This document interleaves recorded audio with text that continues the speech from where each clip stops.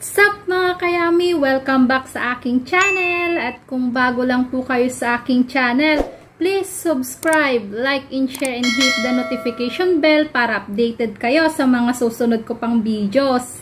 So for today's video, gagawa po tayo ng kasaba karyoka o karyokang kamuting kahoy.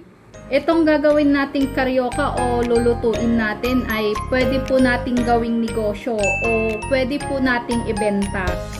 Kaya let's start! Intayon! Mga kayami, ito po yung sangkap na gagamitin po natin. Grated o nagadgad na kamuting kahoy. Tapos, brown sugar. Then, powdered milk.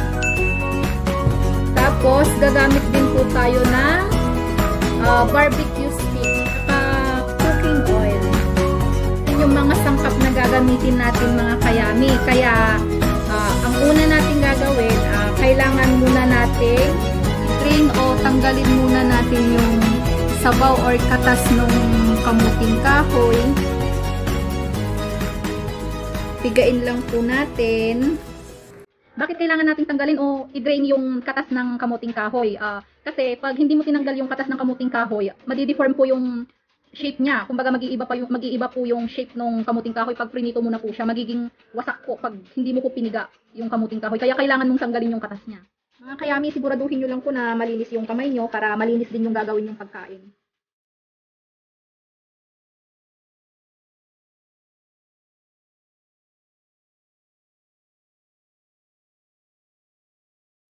Yung pagpiga pala natin dito mga kayami, wag naman masyadong as in pigain mo talaga yung tatanggalin mo talaga yung sabaw niya. Dapat kunting piga lang siya para may maiwan pa rin lasa ng kasaba or kamuting kahoy. Hayan mga kayami, napiga ko na po yung kamuting kahoy. Ilagay na po natin tong brown sugar.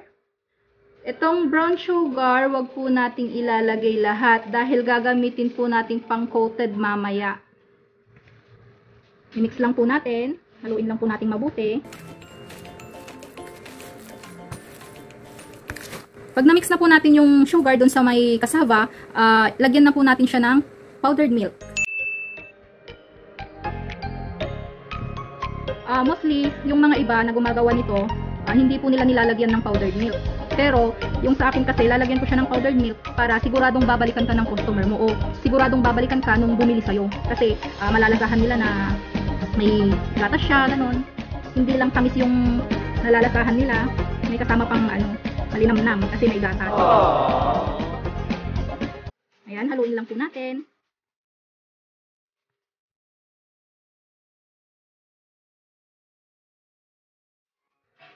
So, ayan mga kayami, nahalo na natin, na-mix na natin yung mga sangkap na tinagay natin. Pwede na po nating bilugin para iprito.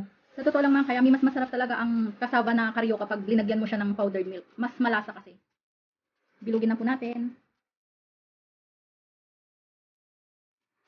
Pwede na to.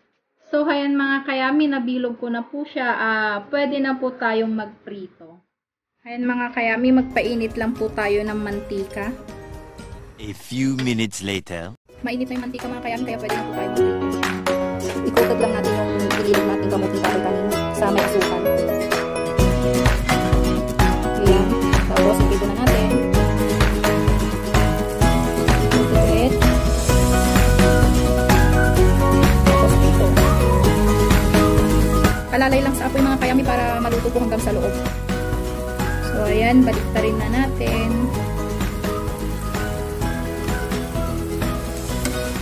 Yung paglagay pala sa mantika mga kayami, depende po sa inyo kung gusto nyo po yung medyo lubog po yung kamuting kahoy natin o yung pinipito natin, pwede po. Pwede rin po yung ganyan lang, balik-baliktarin na lang po para maluto po yung side by side niya. So, golden brown na siya kaya pwede na po nating hanguin. Pagkahango pala natin mga kayami, kailangan na natin siyang turugin para daling matusok o matusok. At hindi pa siya nagdidikit-dikit. So, ayan mga kayami. Tuhog na natin.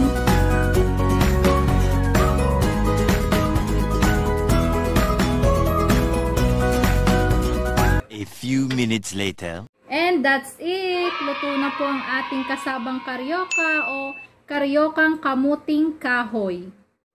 Heto na po.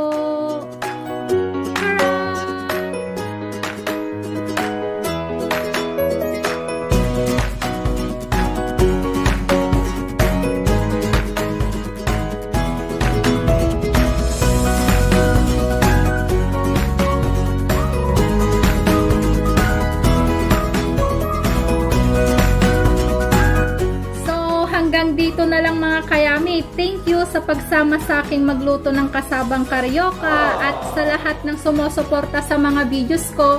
Thank you po sa inyo.